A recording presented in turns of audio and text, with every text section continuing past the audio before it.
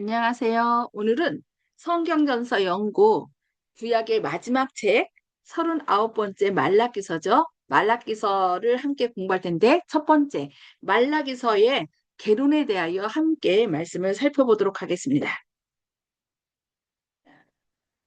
이 말라기서는 소선지서입니다. 선지서로서 뜻은 말라기라는 뜻은 나의 사자라는 뜻이에요.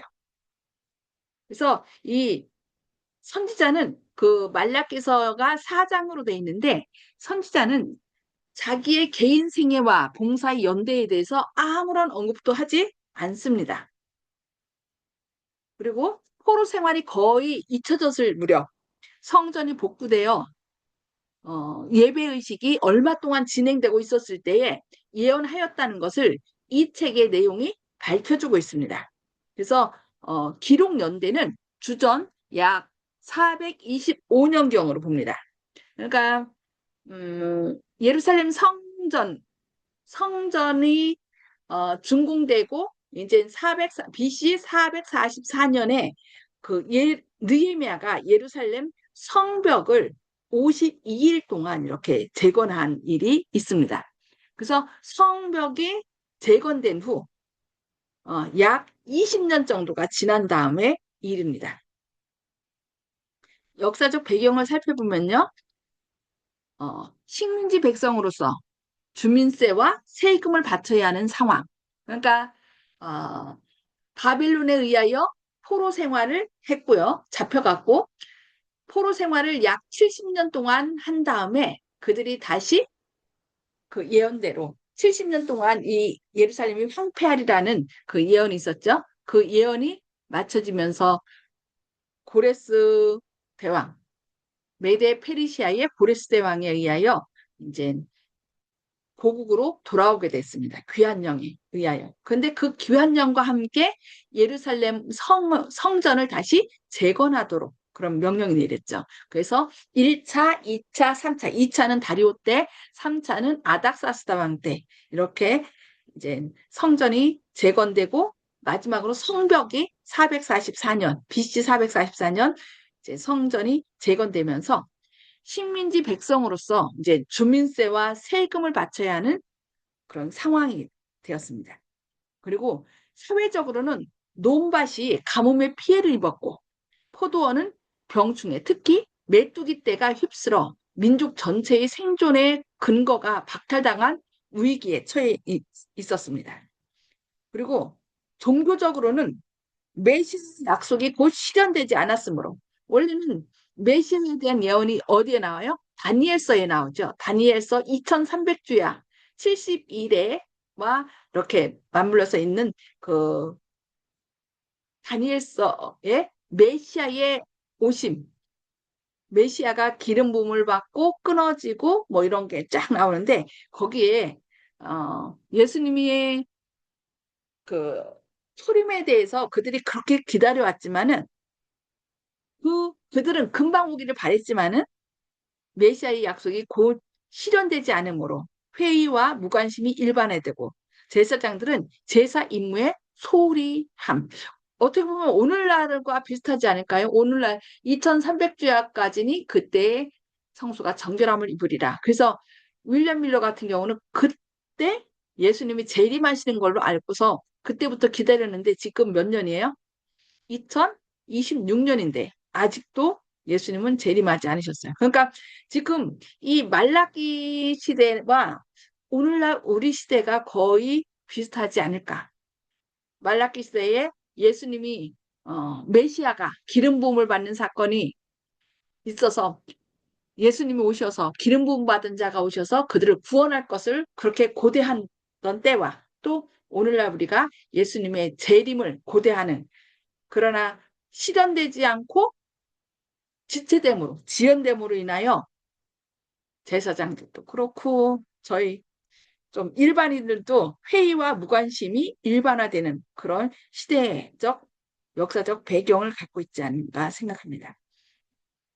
그리고 도덕적 윤리적으로 타락하여 이방 여인들과 자폰하는 등 하나님의 자녀로서의 순결을 잃어버렸다라고 얘기하고 있습니다. 그러니까 원래 이스라엘 백성들은 누구하고 결혼했어야 돼요? 유대인들은 유대인들하고, 그러니까 이방인들하고 결혼하지 말라고 그랬어요. 그러니까 우리도 성경에 보면은 믿지 않는 자와 멍에를 같이 하지 말라 이렇게 나왔는데, 이제 예수님 곧 오신다고 생각됐지만 오시지 않고 어떻게 해요? 점점 살아는 가야 되겠고, 그래서 우리가 하나님을 믿지 않는 사람들과 결혼하는 것처럼 그 당시도 이방 여인들과, 유대인이 아닌 이방 여인들과 이렇게 자폰하는 그런 하나님 자녀로서의 순결을 잃어버린, 그때나 지금이나 거의 비슷하지 않나 생각합니다. 그러면 이 말라기서의 기록 목적은 무엇이었을까요? 첫 번째, 포로 귀한 이후 다시 사회적, 도덕적, 영적 부패에 빠진 이스라엘 잘못을 꾸짖으며 경고하는데 그 목적이 있다는 거예요. 그러니까 포로 귀한 영에 의해서 이제 이스라엘 백성들이 돌아왔죠. 그런데 거의 다 돌아오진 않고요. 약 4만 명이 들어왔어요. 4만 명 전후로. 근데 1차, 2차, 3차 귀환령까지 내려져서 그들이 그렇게 하나님의 택한 선민으로 이렇게 하나님께 영광을 돌려야 되는데, 안타깝게도 사회적으로, 도덕적으로, 영적 부패에 빠져. 그래서 하나님의 그 백성으로서의 선지자 역할, 제사장의 역할은 뒷전으로 한. 그래서 그 이스라엘의 잘못을 꾸짖으며 경고하는 것이 이 말라기 선지서의 목적이라는 것입니다. 그리고 두 번째로, 선지자는, 말라기 선지자죠. 만일 하나님의 백성들에게 순결함이 없게 되면 하나님으로부터 징계를 받을 수밖에 없다고 말한다는 것입니다. 하나님께서 우리를 택하신 목적은, 이스라엘 백성을 택하신 목적은 뭐예요? 많은 세계 가운데 제사장 나라라고 삼은 거죠. 그리고 오늘날 우리 그리스도인들을 우리 택한 목적도 왕 같은 제사장으로 삼은 거예요. 그러나 우리가 순결함이 없다면, 거룩함이 없다면 하나님으로부터 징계를 받을 수밖에 없다는 그 징계를 말라기 선지자가 했는데, 이 기별은 오늘날 우리에게도 적용된다는 것을 기억해야 되겠습니다. 그리고 세 번째는 하나님의 사랑을 제시하며 이스라엘이 마음을 돌이켜 회개하도록 촉구하고 있다는 거예요. 하나님은 이렇게 징계도 얘기하지만 뭘 얘기해요? 사랑을 제시해요. 그 사랑으로 얘기하면서 징계하는 것은 그들이 돌이켜 하나님 사랑 안에 거하기를 원하시는 그 목적이 있다는 것입니다. 회개하도록 촉구하는 것입니다. 우리가 계속 잘못을 회개하지 않고 계속 나아가면 결국은 뭐예요? 하나님의 진노를 받을 수밖에 없는 거죠. 그래서 그 진노를 받지 않고 돌이켜 회개하여 구원함에 이르도록 하나님께서는 이 말라기 선지자를 통해서 말라기서를 기록한 것을 볼 수 있습니다. 그렇다면 주제가 무엇인지 함께 살펴보겠습니다. 주제는 첫 번째, 하나님께서는 이스라엘에게 당신의 영원한 사랑을 상기시켜 주심으로 시작하신다는 거예요. 내가 너희를 이렇게 사랑하지 않았느냐. 그러니까 그러니까 자녀들을 훈계할 때도 먼저 사랑으로 이 애착 관계를 먼저 형성한 다음에 야단을 쳐야, 야단을 쳐도 어떻게 해요? 그들이 마음의 상처를 받지 않아요. 앙금으로 이렇게 남지 않아요.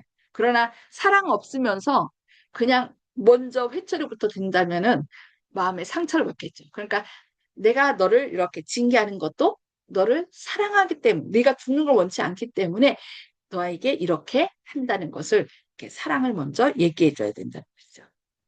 두 번째는 하나님께서는 아들이 그 아비를 공경해야 하듯이 이스라엘도 하나님을 공경해야 한다고 말씀하시고, 그들이 당신의 사랑에 보답하기는커녕 멸시한다고 이렇게 책망하신 것을 볼 수 있습니다. 아, 부모 없이 이 세상에 존재하는 사람 아무도 없잖아요. 그래서 부모는 마땅히 그 자녀들이 공경해야 할 대상입니다. 그래서 하나님께서는 안식일과 부모를 한 선상에 놓고 안식일은 하나님께서 우리의 창조주 되시며 구원자 되시며 또 재창조자 되는 것을 기억하도록 하는 거죠. 우리의 정체성이 무엇인지 하나님의 정체성에 대해서 말씀하시는 거예요. 그래서 하나님을 통하여 우리가 존재하기 때문에 하나님과 이 안식일과 부모를 같이 공경하도록 그렇게 하는데 안타깝게도 여기 뭐래요? 공경해야 하는데 그들이 당신의 사랑에 보답하기는커녕 멸시한다고 책망하시는 것입니다. 우리는 어떤가요?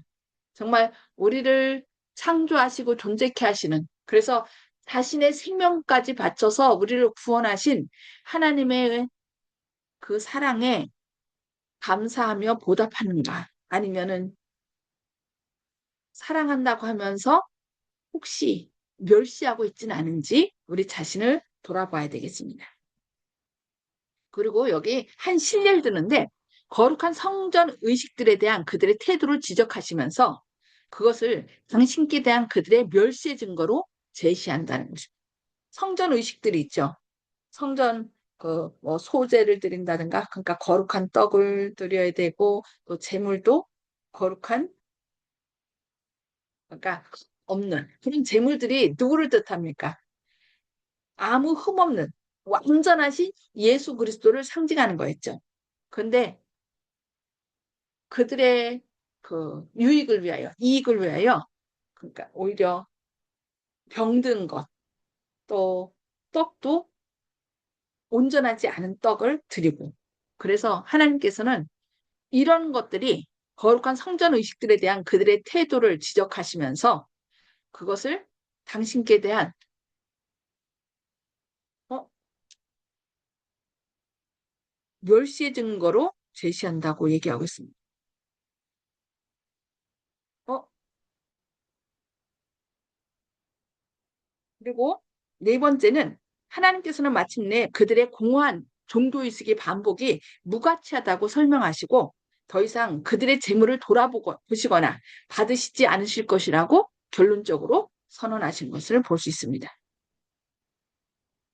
여섯 번째는 하나님께서는 그들이 위선적으로 경건한 채 하는 것에 염증을 내신다는 거예요. 그냥 하나님은 그 마음의 생각까지 다 아시기 때문에 우리가 하나님 앞에 나와서는 사람들이 볼 때는 아주 잘하는 것처럼 하지만은 또 사람들이 없는 곳에서는 그냥 언제 그랬냐는 듯이 싹 바꿔서 위선적으로 하는 이런 위선적으로 경건한 차는 것에 염증을 내신다는 것을 우리는 기억해야 되겠습니다. 그리고 여섯 번째는 하나님께서는 이제 이스라엘이 완전히 배도했다고 책망하신다는 거예요. 그러나 엄한 책망은 당신께 돌아오라는 은혜스러운 초청을 동반하고 있다는 거. 우리가 하나님께서 우리를 경고하실 때는 잘못해서 돌이켜서 하나님께로 돌아와라. 그래야 우리가 살 수 있다는 것을 우리에게 말씀하신다는 것이죠. 그리고 일곱 번째, 하나님께서는 그들이 당신에게서 떠났다는 자세하고도 확실한 증거를 제시하시면서 그들의 도전을 답변하신다. 언제 우리에게 사랑 베푸셨습니까? 언제 우리가 그렇게 했습니까? 뭐 그러면서 하나님께 이렇게 질문하는 것들이 이렇게 말라기서에 나와요. 그러나 하나님께서는 구체적인 증거를 제시하시면서 너희가 이렇게 하지 않았느냐라고 이제 답변하시는 것을 볼 수 있습니다. 그리고 여덟 번째는 하나님께서는 백성들의 영적 상태를 보여주시고자 취하신 당신의 연속적인 시도에 대한 그들의 뻔뻔스런 응수에 대해 유대인들을 고발하신다라고 얘기를 했어요. 그러니까 하나님은 우리의 모든 것, 우리의 마음속으로 품은 생각, 어떤 하나님께 제사를 드리긴 하는데 그것을 뭐 좀 눈먼 것으로 바꿔치기 한다든가 뭐 완, 완전한 것을 드리라고 했는데 그렇지 않은 것들 있잖아요. 이익을 위하여. 그런 것들을 하나님께서는 다 알고 계신다는 것을 우리는 기억해야 되겠습니다. 자, 계율을 살펴보겠습니다. 자, 첫 번째는 하나님의 사랑에 감사하지도 않고 보답하지도 않음에 대해서 1장 1절 6절입니다. 1장 1절은 선, 이스라엘에 대한 하나님의 영원한 사랑은 1장 2절 5절. 이스라엘이 하나님을 존경하지도 않고 멸시했다는 것이 1장 6절에 나옵니다. 그 다음에 두 번째 큰 단락으로 신앙생활에 타락한 상태를 1장 7절로 2장 17절까지 말씀하는데요. 거룩한 것과 속된 것을 구별 못했다는 거예요. 거룩한 것과 속된 것을 구별하도록 하기 위하여 제사장을 삼으셨고 그 제사장들이 백성들을 이건 거룩한 것이고 이건 속된 것이다라고 가르쳐야 되거든요. 근데 그들이 그 역할을 못했다는 거예요. 유대인들이 이방인들에 대한 사명을 완수하지 못함에 대해서 1장 11절로 12절 얘기하고요. 제사장들이 영적 지도력을 행사하지 못했어요. 그러니까 여기 거룩한 것과 속된 것을 구별하지 못했다 했는데 그것이 바로 제사장들이 백성들에게 이거는 거룩한 거고 이건 속된 것이라고 가르쳐야 되는 역할이 제사장 역할이거든요. 그런데 제사장들이 영적 지도력을 행사하지 못했다고 이렇게 2장 13절로부터 1장 13절로부터 2장 13절까지 말씀합니다. 그 다음에 네 번째, 종교의 원칙들을 일상생활에 적용하지 못함. 그러니까 결국 거룩은 어느 거룩한 장소, 성전에만 나가서 거룩한 채 하는 그것은 위선이죠. 하나님께서는 그런 위선을 싫어하셔요. 가증 여기십니다. 그래서 어느 곳이든 하나님께서 함께 하신다는 것을 생각하고 하나님의 임재를 인식하고 사는 것, 그것이 바로 거룩인 것입니다. 그래서 우리 이스라엘 백성, 그 당시 이스라엘 백성뿐만 아니라 오늘날 우리에게도 주시는 기별임을 우리는 기억해야 되겠습니다. 자, 세 번째 단락은 심판받도록 소환함. 3장 1절 15절인데요. 심판날에 대한 경고가 3장 1절 6절에 나오고 하나님의 것을 도적질하는 것에 대한 특별 기소가 3장 7절 12절에 나옵니다. 그 다음에 세 번째, 하나님을 멸시하는 것을 기소합니다. 하나님의 말씀을 듣지 않고 또 스스로 안 그런 것처럼 위선적으로 행동하는 것, 그런 것들을 다 하나님을 멸시하는 것을 여긴다는 것입니다. 3장 13절로 15절입니다. 그리고 심판날을 위한 준비로서 3장 16절로부터 4장 6절까지 말씀하는데요. 하나님을 경외하는 자들을 위한 구원이 3장 16절로 17절에 나옵니다. 그 다음에 하나님을 멸시하는 자들의 멸망. 그러니까 하나님을 경외하는 자들은 그 이름이 어디에? 하늘 기념책에 적혀 있죠. 그리고 하나님을 경외하는 자들을 하나님께서 구원하십니다. 그러나 하나님의 말씀을 멸시하고 하나님의 뜻을 따르지 않은 하나님을 멸시하는 자들은 결국은 어떻게 돼요? 멸망당한다고 3장 18절로부터 4장 1절과 3절에서 말씀합니다. 그리고 마지막으로 하나님을 경외하는 자들에게 하나님의 인도하심이 보증되는 것이 4장 2절과 4장 2절과 4절로부터 6절까지 이렇게 말씀하고 있습니다. 오늘은 여기 개요까지 살펴볼 텐데요. 원래는 이게 좀 더 시간이 지나야 되는데 조금 일찍 들어온 분이 계세요. 그래서 앞으로 들어오실 때는 그러니까 5분 전에 들어오셔야 이 시간이 40분에 40분으로 정해졌기 때문에 혹시 일찍 들어오면은 저희가 이렇게 함께 나누지 못하고 일찍 끝나게 됩니다. 지금 그래서 3분밖에 남지 않았기 때문에 오늘은 개요 여기까지 말씀을 하고요. 기도로 마치도록 하겠습니다. 다음에는 꼭 5분 전에 너무 일찍 들어오지 마시고 5분 전에 들어오셔서 이렇게 함께 정한 시간에 할 수 있도록 그렇게 도와주시기 바랍니다. 기도하겠습니다. 하늘에 계셔서 저희를 사랑하신 아버지, 오늘 말라기서의 개론을 살펴보면서 이 마지막 시대에 살고 있는 저희들에게 또 이 예수님 초림 직전에 있었던 말라기서를 통하여 이 마지막 시대 재림을 기다린다고 하는 저희들에게 합당한 기별을 저희에게 주시니 감사합니다. 그들의 상태가 바로 오늘날 우리와 똑같은 상황임을 말씀을 통하여 접하게 됩니다. 주님, 우리가 주님을 사랑한다 했지만 혹 주님의 말씀을 멸시함으로 인하여 주님의 마음을 아프게 하진 않았습니까?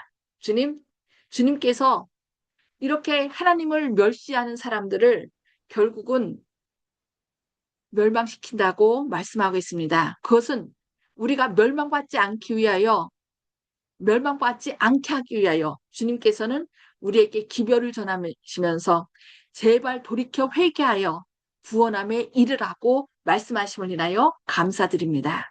주님, 말씀을 마음판에 잘 새김으로 주님의 뜻에 즐겨 순종하고, 또한 우리 주변에 있는 사람들, 이 사랑을 알지 못하고 주님을 멸시하여 멸망에 이를 사람들에게도 주님의 놀라운 사랑을 밝히 전하는 저희들 되게 하여 주옵소서. 또 이 말라기서의 마지막에 주님의 여호와의 날을 준비하는 선지 엘리야를 보내신다고 말씀하셨습니다. 주님, 바로 저희들이 선지자 엘리야가 되어서 아버지로부터 떠나간 자녀들의 마음을 아버지께로 돌이키게 하고 구원함에 이룰 수 있도록 사람을 준비시키는 엘리야의 사명을 잘 감당할 수 있는 저희들이 되도록 오늘도 함께하여 주시옵소서. 주님의 크신 사랑과 은혜를 인하여 감사드리오며 오늘도 그 사명을 잘 감당할 수 있도록 성령 충만하심을 부어주셨기를 바라오며 예수님의 이름으로 간절히 기도합니다. 아멘. 네, 감사합니다. 주님의 크신 사랑과 은혜가 함께 하시고요. 내일 새벽 5시 반에 뵙도록 하겠습니다. 감사합니다. 편히 쉬세요.